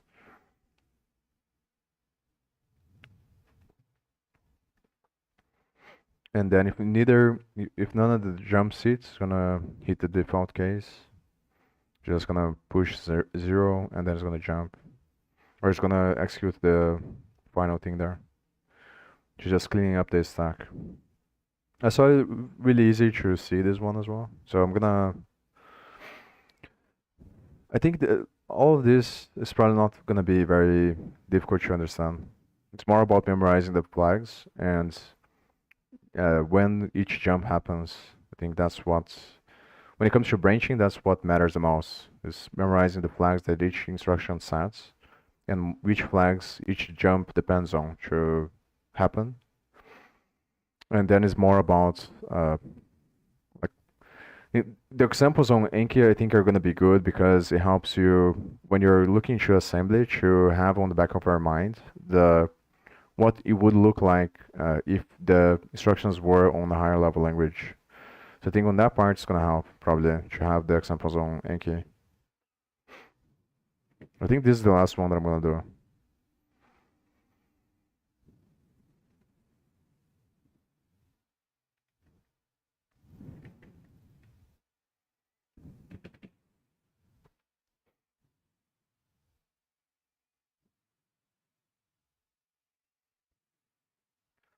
Pushing 10, 5, call the function again, same thing on the stack, plus 8 because of the old address, so this is going to be 5, the B is going to be 12, or the B is going to be 10, so A is 5, B is 10. So here is going to see if A is lower or equal to 0, and it isn't. So it jumps if it is, so if it isn't, it's going to be correct, which means it continues executing. So if it does jump, then the condition didn't pass, and if it continues, the condition passed, so it's going to check for the other for the AND statement. So now it's comparing B with 0. So it compares. So I guess this is where precedence is gonna matter. So it's doing the block on the parentheses first. And it's gonna jump if it's lower. So EGL probably jumps if SF equals to 1. Yeah. So it's not. And then if it isn't, so it should check to see. So if it's gonna jump if it's lower. So if it's lower, then the condition passed. So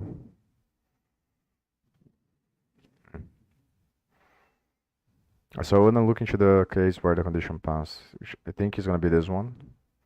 So this one is gonna subtract the B from 0. So it's gonna be SF is gonna be set if B is lower than 0, which means it jumps. So this, I think it hits this when the condition works. But this is zeroing out the register. So it should be the other way around. So I think it is the other way around because of the this sign here.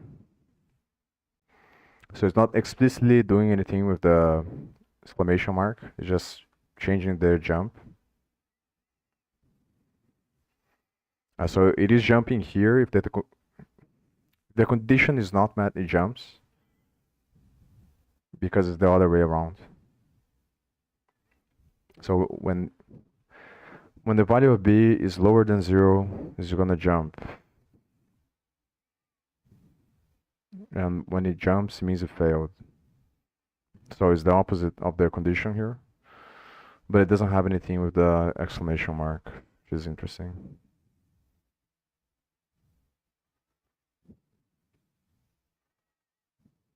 It's also interesting that it has true jumps here.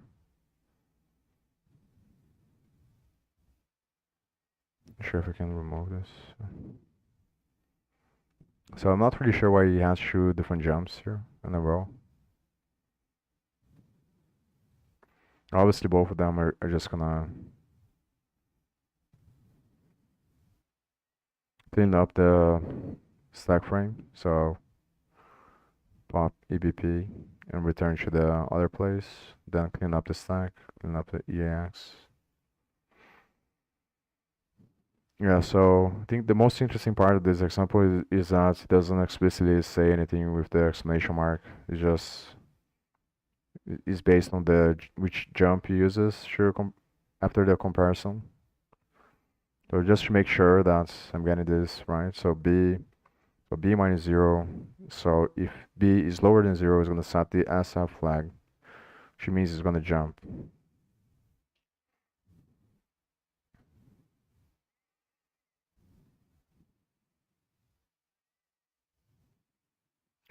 Actually, I'm not really sure. GL is going to be SF.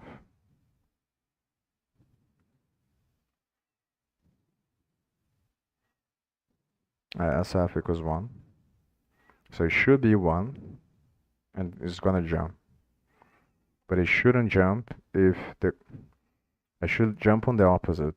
So it should because then the condition, it shouldn't jump if it's the opposite, because the condition passed. Yeah, so it is correct. Yeah, so it's checking the condition inside of the parentheses and then it's jumping right away, because it's gonna jump if it fails. So that makes sense. Yeah, so I'm gonna stop here, and probably next time we're gonna continue to go over the examples. I think I might spend some time off stream to go over faster and to just use ChatGPT or research more about these extra things. But I'm probably not gonna spend too much time actually, because I'm gonna watching these lectures here, which so far I think they are very good. And I'm probably gonna spend a bunch of time more studying this stuff here, which is related to types, which is category theory from mathematics, which I'm very curious about. So I think off stream we're just gonna watch these videos here and study more this. So next time that I stream, probably I'm just gonna continue to go over. I'm gonna try to go faster, as I said, but I think it's worth it to I'm not 100% sure, obviously. It's kind of hard to tell. But I think that I'm gonna be more biased to the spending more time in the beginning because it helps to memorize and then like make sure that I really understand the fundamental parts. Then the more times I do it, then the faster I should go. Because already just from this exercise alone is already becoming kind of like easier for me to uh, look into the instruction and already have an idea on my mind of how it works. But it's still very confusing. So I do think it's worth to spend a bunch of time and going slower in the beginning to make sure that I memorize the sets of conditions. Like is the situations where it's confusing is when you have one instruction before and then you have a jump that depends on the flag that the previous instruction set. In those conditions, I think that's is very worth it to spend a bunch of time in the beginning to memorize everything. But I'm gonna try to speed up after I feel that I memorize at least a decent amount. And then I think after each section, I'm just gonna select a couple of the examples to move through Anki. Once I finish all of them, then I go over with x64 DBG through all the examples, and then after I do this, I'm just gonna do the Anki cards a bunch of times to try to memorize everything, and then study other stuff while I do that, and then go back once I finish, or yeah, after some time, because I have to. Next thing that I have to do on the go out thing there is finish the scene. So that's probably what I'm gonna focus after that. So memorize the stuff on assembly as I finish the scene on Godot. Then once I'm able to finish the scene, and obviously I'm not gonna finish, so just gonna be like the minimum stuff to be able to execute stuff, execute code, write code. Then once I get to the point, I'm probably gonna go back and spend more time on assembly and compilers and stuff like that. So see you then.